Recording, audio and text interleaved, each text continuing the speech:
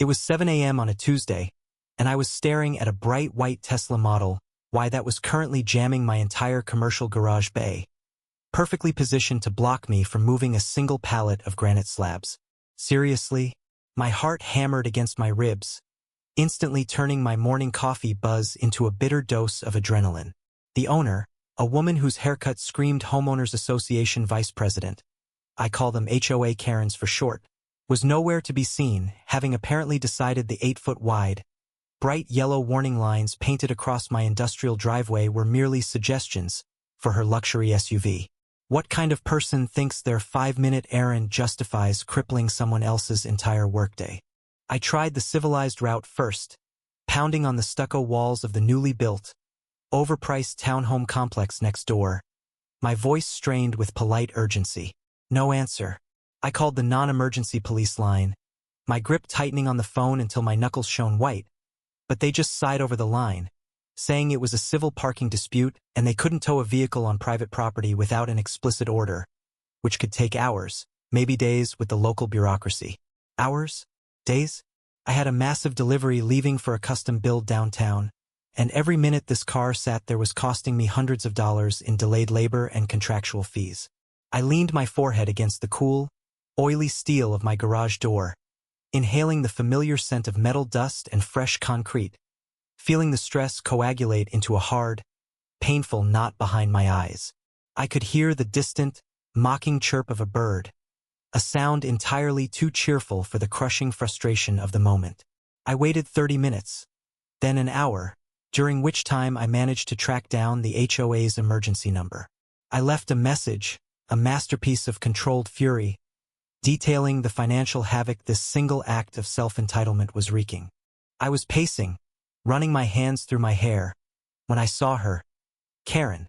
She strutted out of the adjacent complex, phone glued to her ear, a $2,000 designer handbag swinging carelessly from her arm. Her expression was the epitome of smug indifference, until her eyes finally tracked the furious, 6-foot-tall man-me, standing next to my now useless commercial bay. I marched toward her, every muscle tense. Ma'am, you have completely blocked my bay for over an hour. I need you to move your car immediately. She finally dropped her phone, the dismissive look melting into pure, aggressive disdain. Oh, this? She sniffed, giving my work boots a contemptuous once-over. I needed to grab a quick matcha latte, and the only parking was unauthorized. It'll be another 5 minutes. You people need to learn some patience. She actually air-quoted the word patience. Did she just say, you people? My blood pressure spiked. I explained very calmly about the $12,000 shipment, the looming deadlines, and the sheer illegality of her parking job. She just smirked, the sun catching the harsh highlights in her expensive blonde bob. I already called the Homeowners Association myself, actually. They said since the property line is vague here, I'm fine. And honestly, it's not my fault your little construction business is so poorly managed that a tiny delay ruins you. That was the sub-twist, the unexpected jab that severed the last thread of my restraint. That condescending comment about my little construction business, something I'd spent 20 years building. I took a long, slow breath, tasting the dust in the air, a breath so deep it felt like a sigh of resigned finality. You know what? You're right, I said, and a new, icy calm settled over me. I am done managing this poorly. I turned and walked back into my garage. She yelled something about filing a complaint, but I barely heard her over the sudden, gratifying growl of a diesel engine starting up. Inside, amidst the organized chaos of my small granite and stone operation, sat my beautiful, powerful Hister 8,000-pound capacity forklift. It wasn't a toy. It was industrial grade, used for lifting full stone blocks. I ran through the procedure in my head. Secure the tines, approach low, balance the load. The Tesla's weight, around 4,500 pounds, was barely half its capacity. Could I really do this? The sheer audacity of the idea made me grin like a maniac. It was risky, illegal, and absolutely glorious. I drove the bright orange beast out into the sunlight. The Karen was still standing there, hands on her hips, watching me with bored arrogance. She thought I was just clearing a path for myself. But as I lined up the forks, reversing them so the flat, wide backs were facing her pristine white car, the realization finally dawned on her. Her jaw dropped. What are you doing?" she shrieked, her voice suddenly cracking with genuine panic. The loud, hydraulic hiss of the lift extending was the only answer. I drove forward smoothly, tucking the broad, metal tines underneath the Tesla's solid, battery-protected chassis, avoiding the suspension. She ran forward, hammering her hands against the metal mast of the forklift. "You maniac! You'll scratch it. That's $100,000 car." I paused, looking down at her, the engine idling loudly. "It's about to be $100,000 roof ornament," I stated flatly. Then, with a slow, deliberate movement that felt like the sweetest revenge, I lifted. The Tesla, silent and electronic, ascended into the bright morning sky. It didn't make a sound, only the guttural groan of the heavy-duty hydraulics. I drove the now elevated car, which looked ridiculously fragile perched on the metal forks, across the street, around the corner, and right up to her townhome complex. The place was 3 stories high, with a perfectly flat, asphalt-coated roof over the common area garages.